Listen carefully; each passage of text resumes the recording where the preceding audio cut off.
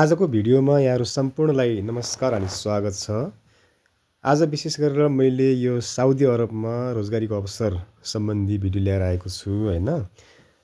विशेष गरेर नेपाली दाजुभाइहरू जो स्किल्ड म्यान पावर हुनुहुन्छ र उहाँहरूको लागि पनि छ र अनि केही नन स्किल्ड म्यान पावरको लागि पनि यहाँ तपाईहरुको चाहिँ अफर आएको छ हैन। विभिन्न कम्पनीहरुबाट डिमान्ड भएको हुनाले तपाईहरु एउटा योग्य हुनुहुन्छ, एलिजिबल हुनुहुन्छ हैन, काममा दक्षता छ भने तपाईहरुले सम्पर्क राख्न सक्नुहुनेछ र मैले सम्पूर्ण डिटेल चाहिँ यहाँ उल्लेख गर्न गइरहेको छु।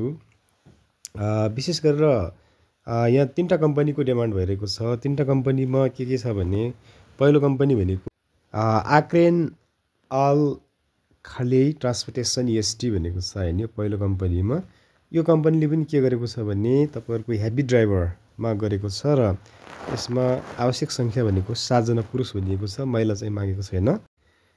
यहाँ चाहिँ क्वालिफिकेसन कुरा गर्दाखेरि सम्बन्धित काममा दक्ष भनिएको छ हैन। अनि मासिक तलबको कुरा गर्दा साउदी अरबको चाहिँ 1800 भन्छ हैन। त्यस्तै नेपाली रुपैयाँ चाहिँ 68706 हुन्छ। त्यस्तै गरेर यो ओभरटाइम सुविधा कुरा छ हैन। ओभरटाइम सुविधामा चाहिँ यो कम्पनीको नियम अनुसार हुने हो। त्यस्तै गरेर प्रतिदिन काम गर्ने घण्टा जुन छ 8 घण्टा चाहिँ गर्नुपर्छ र हप्तामा तपाईहरुले 6 दिन काम गर्नुपर्छ र अन्य सेवा सुविधाहरुको बारेमा म चाहिँ उल्लेख गर्न गइरहेको छु। विशेष गरेर यहाँ तपाईहरुको के छ भने मिनिमम क्वालिफिकेसन कुरा गर्दाखेरि एसएलसी पास भनेको छ। अनि वर्किङ एक्सपिरियन्स चाहिँ according to position, visa ticket चाहिँ प्रोभाइडेड छ, फुड पनि प्रोभाइडेड छ हैन, खानेकुराहरू। त्यस्तै अकोमोडेसन भन्ने छ, बसाइको व्यवस्था पनि छ। अनि प्रि मेडिकल नेपाल भन्ने अब यो चाहिँ प्रि मेडिकल चेकअप चाहिँ पनि हुन्छ र इन्स्योरेन्स पनि यो कम्पनीले गरिदिनेछ भन्ने छ हैन। त्यस्तै गरेर कन्ट्र्याक्ट पिरियड भनेको तपाईको 2 वर्षको लागि तपाईहरुले अपोइन्टमेन्ट तपाईको चाहिँ त्यहाँ हुन्छ हैन। 2 वर्ष तपाईले त्यहाँ कम्पलसरी रूपमा काम गर्नै पर्ने हुन्छ हैन। त्यस्तै गरेर अब यो अरु थप कुराहरु मैले अगाडि पनि भनिसके र यहाँ अझै उल्लेख गर्न गइरहेको छु। विशेष गरेर तपाईहरुको हेभी ट्रक ड्राइभर भनेको 7 जना खुलेको छ र 68706 भन्ने छ। अनि यो बाँकी अर्को के छ भने position loading and unloading worker भन्ने छ हैन। यो पनि तपाईहरुको चाहिँ 5 जना खुलेको छ। यो नन स्किल्ड म्यान पावरको लागि हो हैन। यसमा चाहिँ खास तपाईहरुको दक्षताको आवश्यक पर्ने छैन हैन। यसको स्यालेरी पनि तोकिदिएको छ। तपाईहरुको 38170 रुपैयाँ नेपाली हुन आउँछ हैन। यहाँ पनि उल्लेख भएको छ। यो कम्पनीको नाम रहेको छ मादिनक सेक्युरिटी एन्ड सेफ्टी कम्पनी भन्ने छ हैन। यो साउदी अरबको यसमा पनि आकर्षक सबै सुविधाहरु छन् हैन। त्यस्तै गरेर तपाईहरुको रिक्वायरमेन्टको कुरा गर्दाखेरि तपाईहरु के हुन्छ भने बेसिक कम्प्युटर स्किल हुनु पर्यो हैन, सबै कुराहरुमा हैन। त्यस्तै गरेर सबै पदहरुको लागि 2 नम्बरमा छ a good communicator in English हुनु पर्यो। मतलब तपाईहरुको चाहिँ इंग्लिशमा चाहिँ राम्रो कम्युनिकेटिभ गर्न सक्ने हुनुपर्छ भनिएको हो। त्यस्तै गरेर 3 नम्बरमा छ a positive smart team member हुनु पर्यो हैन। अनि 4 मा उल्लेख भएको छ able to follow instruction accurately and 5 मा छ फ्रेन्डली भन्ने छ हैन। अब यिनी तपाईहरुको चाहिँ एउटा रिक्वायरमेन्ट अर्थात् यो क्वालिफिकेसन कुराहरु छ र अन्य पनि तपाईहरुको एबिलिटी कुराहरु हुन्छन् हैन। त्यो तपाईहरुमा चाहिँ हुनुपर्छ। अनि तपाईहरुको अरु के छ भने यो जो जब भ्याकेन्सी छ हैन, यो भ्याकेन्सी चाहिँ तपाईहरुको अथराइज्ड गभर्नमेन्टल एउटा नोटिसबाट हैन, नेपाल सरकार श्रम तथा रोजगार विभागबाट चाहिँ यो जारी भएको चाहिँ एउटा नोटिस हो हैन। यो नोटिसलाई यो विभिन्न चाहिँ डेली पेपरहरुमा छापिन्छ र त्यसपछि यो विभिन्न वेबसाइटहरु अनि एप्सहरुमा वैदेशिक रोजगारको एप्स छ हैन। त्यो एप्समा चाहिँ समावेश गरेको हुनाले अनि त्यहाँबाट हामीले चाहिँ यो भिडियो मार्फत प्रस्तुत गर्न गइरहेको छु हैन। त्यसकारणले कुनै फेक होइन, यो तपाईहरुको चाहिँ गभर्नमेन्टल एउटा अथराइज्ड नोटिस भएको हुनाले त्यो अथराइज्ड नोटिसलाई एप्सको थ्रुबाट विभिन्न चाहिँ यो वेबसाइटको थ्रुबाट चाहिँ म्यान पावर कम्पनीहरुले राखेका हुन्छन्। जस्तै यहाँ हेर्न सक्नुहुन्छ यो as international group private limited भन्ने छ हैन। यो कम्पनी चाहिँ काठमाडौँको सामाकुसी 26 मा रहेको छ र कम्पनीको एलआइसी नम्बर पनि त्यहाँ उल्लेख भएको छ हैन। विशेष गरेर तपाईहरुको यो विशेष यो छ नि, यो तपाईहरुको वेबसाइट पनि उल्लेख भएको छ हैन। कम्पनीको फोन नम्बर पनि छ, त्यहाँ तपाईहरुले फोन गर्न सक्नुहुन्छ। र अर्को पनि छ तपाईहरुको अर्को डिमान्ड के छ भने तपाईहरुको यो हेभी ट्रक ड्राइभरै छ र यो चाहिँ इमान्ड गल्फ ट्रान्सपोर्टेसन को लिमिटेड भन्ने छ हैन। यहाँ पनि तपाईहरुको 20 जना ड्राइभरको माग छ र अन्य सुविधाहरु त्यहाँ उल्लेख भएको छ, हेर्नु होला। जस्तो यो स्यालेरी पनि तपाईहरुको चाहिँ त्यही छ, 20 जना जुन माग भएको छ त्यसमा पनि 18,000 यो तपाईँहरूको चाहिँ साउदी अरबको रियाल र अनि त्यसपछि नेपाली चाहिँ 68,706 नै उल्लेख भएको छ होइन।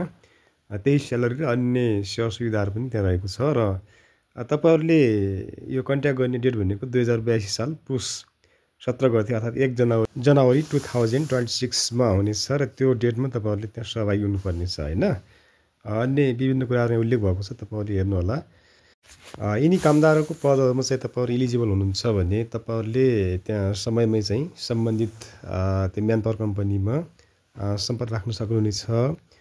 जस्तै ड्राइभिङको हकमा चाहिँ अब यो हेभी ड्राइभिङ नेपालमा गरेको हुनुपर्छ, अर्थात् तपाईँहरूले कुनै पनि एउटा गल्फ कन्ट्रीहरूमा त्यहाँ चाहिँ अर्थात् अन्य इन्डियातिर कतै होइन तपाईँहरूले चाहिँ हेभी ड्राइभिङ गर्नुभएको छ भने पनि त्यो सिपको आधारमा तपाईँहरूलाई त्यो लाइसेन्स चाहिँ प्राप्त गरेको आधारमा र अनि यहाँ नेपालमा पनि तपाईँहरूले त्यो हेभी ड्राइभिङ सम्बन्धी लाइसेन्स लिएको हुनुपर्नेछ होइन। त्यो लाइसेन्सको आधारमा तपाईँहरूलाई त्यहाँ सिलेक्सन गरिने छ होइन, तपाईँहरूको एउटा दक्षता छ भने। त्यस्तै अन्य प्र्याक्टिकल पनि हुन्छ, त्यहाँ प्रयोगात्मक कार्य पनि आवश्यकताअनुसार कम्पनीले लिन सक्छ होइन। यो नेपालको म्यान पावरले पनि त्यो एउटा इक्जामिन गर्न सक्छ होइन। सबै चाहिँ तपाईँहरूले पास गर्नुपर्ने हुन्छ। त्यस्तै गरेर तपाईँहरूको चाहिँ के छ भने यो जुन हेभी लोडिङ भन्ने, यो लोडिङ भन्ने हेभी ठ्याक्कै हेभी त हुन्न होइन, मिलाएर तपाईँहरूले चाहिँ लोडहरू पिक गर्ने होइन, लोड अनलोड गर्नुपर्ने हुन्छ। कतिपय सामानहरू गोड्सहरूलाई सार्नुपर्ने हुन्छ, त्यसको लागि पनि तपाईँहरूलाई एउटा इलिजिबिलिटी तोकेको छ। तपाईँहरू यसमा चाहिँ ठ्याक्कै तपाईँहरू यो स्किल्ड त हुनु पर्दैन यो लोडिङमा, लोड अनलोडमा। तपाईँहरूले खालि के गर्ने हो भने एउटा आफ्नो एसएलसी पास हुनु पऱ्यो, अनि गुड कमान्ड इन इङ्ग्लिस हुनु पऱ्यो होइन। उल्लेख भएका माथि उल्लेख भएको अगाडि मैले उल्लेख गरेको थिएँ, त्यो उल्लेख भएको चाहिँ तपाईँहरूको एउटा सिप दक्षताहरू त्यस्तो क्यापेबल हुनुहुन्छ भने तपाईँहरू चाहिँ अप्लाई गर्न सक्नुहुन्छ। अनि यो जुन अगाडिको 7वटा ड्राइभर भन्ने थियो अनि पछाडिको 20वटा भन्ने 27वटा ड्राइभर माग भएको छ होइन यो साउदीमा। अब यो सायद यो हेभी ड्राइभिङ सम्बन्धी इफिसियन्सी म्यान पावर चाहिँ यहाँ नेपालमा अलि कमै हुन्छ। अब प्रायः जस्तो चाहिँ सबै इन्गेज नै हुन्छ। सायद तपाईँहरूले यसमा अप्लाई गर्नुभयो भने तपाईँहरूको आफ्नो एउटा स्किल अनुसार चाहिँ तपाईँहरू चाहिँ सिलेक्सन हुने सम्भावना धेरै छ।